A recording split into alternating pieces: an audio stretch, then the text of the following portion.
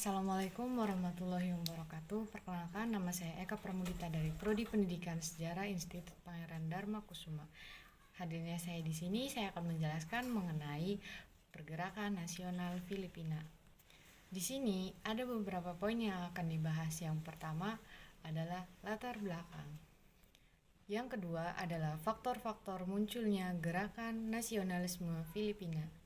Yang ketiga adalah gerakan kompanerisme atau biasa disebut dengan persahabatan.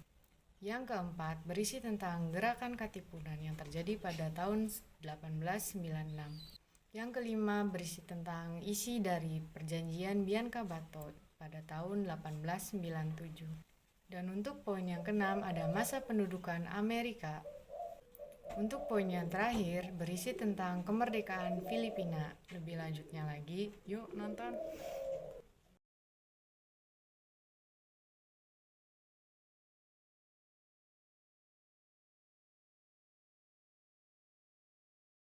Untuk latar belakang, Filipina sebelum diduduki Spanyol pernah menjadi daerah kekuasaan Sriwijaya pada abad ke-12 dan Majapahit pada abad ke-14. Bangsa Spanyol pertama kali mendarat di Filipina dipimpin oleh Ferdinand Magellan. Ia terbunuh oleh suku Cebu di Filipina dan perjalanannya dilanjutkan oleh Juan Sebastian del Cano. Filipina dijajah Spanyol setelah berhasil mengalahkan Portugis dipimpin Miguel Lopez de Legazpi, pendiri kota Manila pada tahun 1571.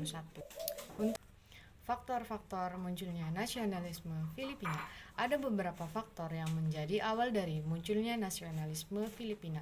Yang pertama, keinginan bebas dari Katolik Roma. Yang kedua, tertindasnya bangsa Filipina sebagai akibat penjajahan Spanyol yang merugikan rakyat. Yang ketiga, munculnya kaum terpelajar yang banyak menimba ilmu di luar dan pulang membawa angin perubahan. Yang keempat, terbentuknya terusan SUS mempermudah hubungan Asia dan Eropa. Yang kelima, munculnya Perang Meksiko, Amerika Tengah dan Selatan pada tahun 1810 sampai 1828 mengilhami rakyat Filipina. Untuk poin selanjutnya ada gerakan kompanerisme atau persahabatan. Dipelopori para mahasiswa Filipina tahun 1880. Gerakan ini melahirkan organisasi Liga Filipina pada tahun 1892 dipimpin Jose Rizal, pelopor kemerdekaan Filipina yang terkenal dengan bukunya yang berjudul No Me Thanks, Jangan Sentuh Aku. Selanjutnya, ia dihukum mati pada tanggal 30 Desember 1896. Keterlibatannya dalam gerakan Katipunan dan tulisannya yang mengkritik Spanyol pada tahun 1896. Untuk selanjutnya, ada gerakan Katipunan yang terjadi pada tahun 1896. Pada tahun 1893, Andreas Bonifacio mendirikan Katipunan, gerakan nasionalis untuk melawan Spanyol. Perlawanan ini muncul tahun 1896 dipimpin Jose Rizal. Namun perjuangannya berhasil dipatahkan Spanyol mengakibatkan Jose Rizal ditangkap dan dihukum mati. Gerakan Katipunan dilanjutkan oleh Emilio Aguirre dan perlawanan pun semakin sulit dihentikan. Akhirnya Spanyol mengadakan perjanjian Bianca Bato pada tahun 1897. Selanjutnya ada isi perjanjian dari Bianca Bato yang terjadi pada tahun 1897. Spanyol berjanji akan mengadakan perbaikan pemerintahan dalam 3 tahun dengan syarat Emilio Aguinaldo harus meninggalkan Filipina ke Hong Kong. Setelah meninggalkan Filipina, perlawanan menjadi padam. Ketika Spanyol terlibat perang dengan Amerika pada tahun 1898 merebutkan koloni di sekitar Laut Karibia, Emilio Aguinaldo kembali ke Filipina dan menuntut kemerdekaan Filipina. Untuk poin selanjutnya, pada masa pendudukan Amerika, mengetahui Spanyol yang sedang terjepit, Emilio Aguinaldo bersama Ambrosio Rizanes Zares Batista memproklamirkan kemerdekaan Filipina pada tanggal 12 Juni 1898. Kekalahan Spanyol dari Amerika dalam Perang Laut Karibia menghasilkan Perjanjian Paris pada tanggal 10 Desember 1898. Isinya, Spanyol menyerahkan Filipina kepada Amerika dengan menerima uang sebanyak 20 juta US dollar. Amerika tidak mengakui kemerdekaan Filipina dan menjadikannya sebagai daerah jajahan Amerika sejak Perjanjian Paris.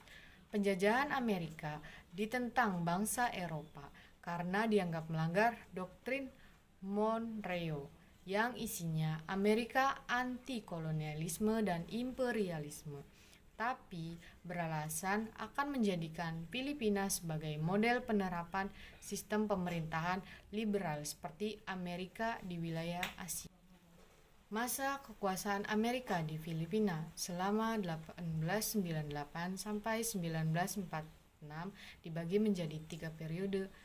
Yang pertama, periode 1898 sampai 1942, Amerika melakukan pembinaan terhadap sistem kekuasaan Philippine Assembly, menjanjikan kemerdekaan untuk 50 tahun mendatang. Tahun 1919, delegasi Filipina Manuel Quezon pergi ke Amerika, menuntut kemerdekaan penuh. Amerika mengirimkan The World Forbes Mission 1922. Isinya, Filipina belum mampu merdeka penuh. Kiriman ini ditolak oleh bangsa Filipina. Periode tahun 1942 sampai 1945, Amerika mengalami kekalahan perang di Pasifik dan Filipina dikuasai oleh Jepang. Periode tahun 1945 sampai 1946, Jepang mengalami kekalahan dari Amerika. Amerika kembali menduduki Filipina. Nah, sampai kepada poin yang terakhir, yaitu kemerdekaan Filipina.